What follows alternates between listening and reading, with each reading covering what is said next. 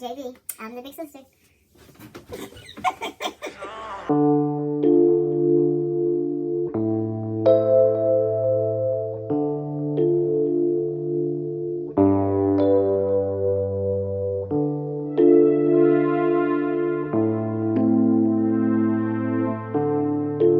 So yes, I'm talking low because my son is right behind me. So if you see me looking back every once in a while in the video, that means he's either crying or I heard something. I'm just checking on him. But this is my first video for my channel, so make sure you like and subscribe if you haven't already. And make sure you just leave a comment for like next videos or something like that, or things I could do to grow my channel. So I'm going to be doing a labor and delivery story. I didn't really record during the whole process because it was only me and my mother because of the whole coronavirus stuff going on. I could only have one person and it was my mommy. I would not have known what to do without her. So I still have my labor and delivery hairstyle in because I haven't gotten it done because of the whole, once again, coronavirus stuff. And so, yeah, but so my due date was March 8th, 2020, and he didn't come. So I had to get induced. And so I was 41 weeks and 3 days when I got induced. So the whole process was very simple. They told me I had to be there at 5:00 p.m. So me and my mother went there to get in the car seat in the car, and my bags was packed and his hospital bag was packed. And so once everything was in the car, we loaded up. I had to give me something to eat because once I got there, I was not going to be able to eat at all. So then we got there, everything was cool, and they hooked me up to my IV. They had to keep hooking me 4 times with the IV because she couldn't find my vein. So it was like 2 of them, and I was irritated because I have no problem with needles, but I did not want to be poked that many times. So then, like, I was at like 2 hours after I got checked in, and they asked me a whole bunch of questions, so I didn't start the process right away.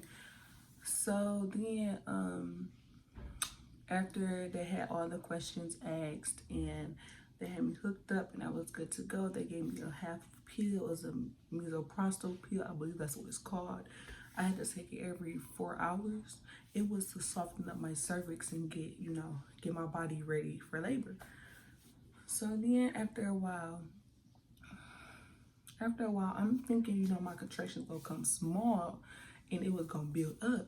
But no, my contractions were strong and they hurt. But it had to happen. Like, I thought it was gonna be all cool, calm, and collected because I went in there thinking, okay, I'm gonna do good, I'm gonna be okay. It's not gonna hurt that bad. I had to have that mindset. But it hurt. It was hurting. But then so then after a while I started having discharge, and it was a good sign because my cervix was softening and I wasn't dilating at all. I went for like 3 hours without dilating and my contractions was strong. And so they kept checking my cervix to see if I dilated any. I dilated to a 2 in like 2 hours. That was it. So then they started coming there and talking about, because every contractions I had, his heartbeat would drop. So they was like, okay, because you're not dilating and your contractions are strong, so we're gonna have to think about some options. So they've been starting me on Pitocin. It's IV fluid to start labor. So they started me off with Pitocin, and I was feeling the contractions like really bad, and I had to keep going to the bathroom because when I feel dirty or if I have stuff on me, I would want to shower or clean myself because I didn't like it. I didn't like just laying there in filth, I'll say. But it was like, I know it was normal, but I didn't like the feeling.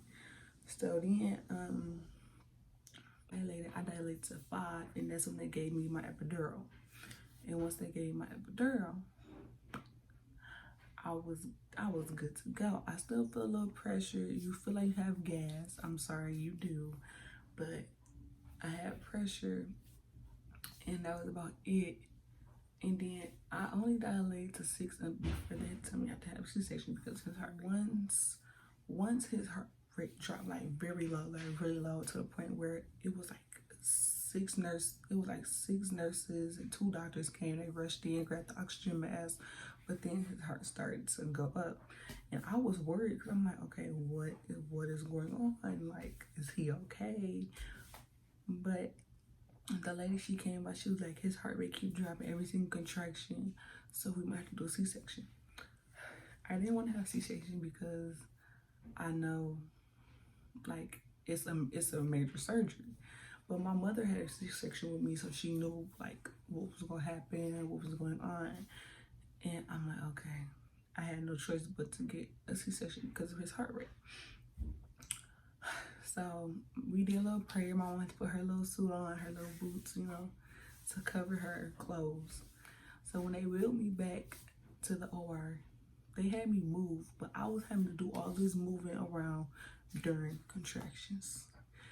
I don't know why they thought I was going to be able to do that, but I had to do it. And so then they put the little sheet up so where I couldn't see anything. They had my mama sit next to me. They tested my skin to see if I was numb from the epidural. I wasn't.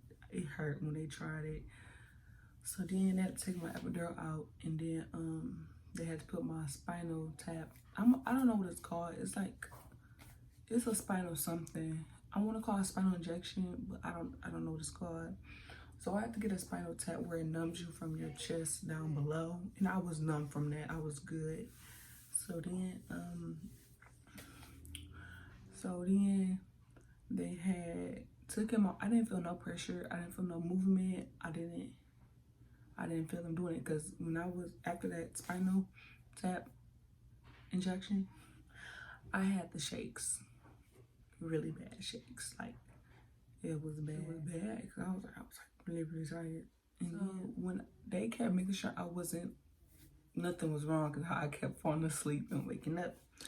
So after they had him, he was born March 18th, 2020. He was 6 pounds, 9 ounces, and he was 20 inches. So with me being 41 weeks and 3 days, it was like, he's pretty small to be that far along. And I'm like, hey, because when I had my last doctor's appointment, they told me he was 7 pounds and 5 ounces. I thought, you know, he was good. But then after that, they had gave me stitches. I have dissolvable stitches. They like tucked the skin in and like stitched it from the inside so it'll be able to dissolve. So then they gave me some morphine, I believe. Yeah. They gave me some morphine and I was good. Like great. Okay. And so then they brought me to a room before I went to my recovery room. And that's when my mom was able to hold him. I really couldn't hold him like that because my stomach was hurt. If I lifted him up, it's like my body just hurt from the C-section. So then after a while, I was able to go to the recovery room where me and my mother was at. And I actually got to finally hold him after I got situated in my bed. And when I looked down at him, I'm like, wow, I actually have a child. Like, that's my son. Like, I'm with you for life. Like, no rewinds, no, never mind. Like, you're my child. But I really forgot what I was talking about because he woke up and my sister came in. But I was actually, this was me. I was holding him. Okay.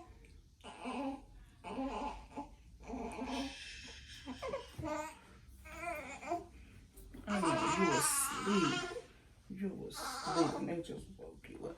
But I actually looked down at him like, wow, I have a son. Like, that's crazy. But the only thing that made me cry, I was crying when I was looking down at him for the first time. Like, I just love you. Like, it was a type of love I never knew. I could feel, and I was just, oh my God, it's an amazing feeling. Like, it's amazing. And then, but the only thing was with the C-section, it hurt to pick them up, and I was sore. But they had me walking around and stuff, so I wouldn't get any blood clots. They made me cough like I was blowing out a big old birthday candle, and they made me cough like 3 times. That junk hurt. Hey. Hi. And so then we was there for 4 days because I had went in March 17th. Yeah. And I had him March 18th. And so with the C-section, you had to stay there for like 3 days to make sure your incision was good. And so then,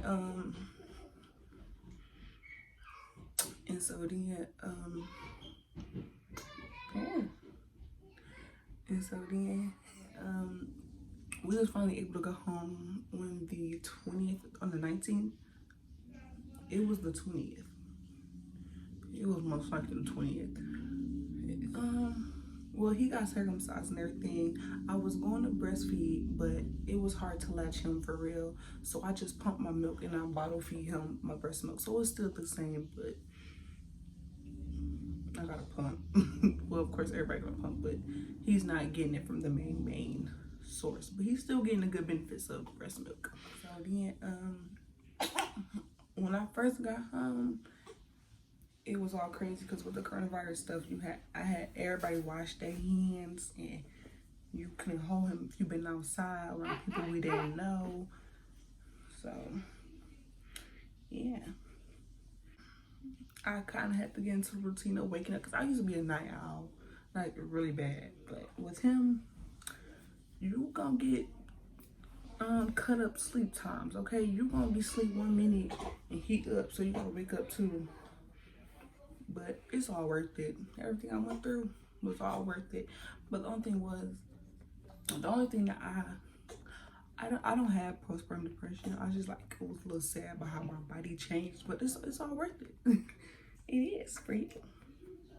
Like, I was never a skinny person, but I have stretch marks all on my stomach and everywhere. But mommy gonna be okay with that, okay? I'm gonna be good. But yeah, this is my labor and delivery video. Hi. Say hey. But yes, make sure you like, comment, and subscribe to my video, my channel. Say bye, fam. Say bye, fam. No. What if I cheated? What if I was out creeping? Disappear for the weekend.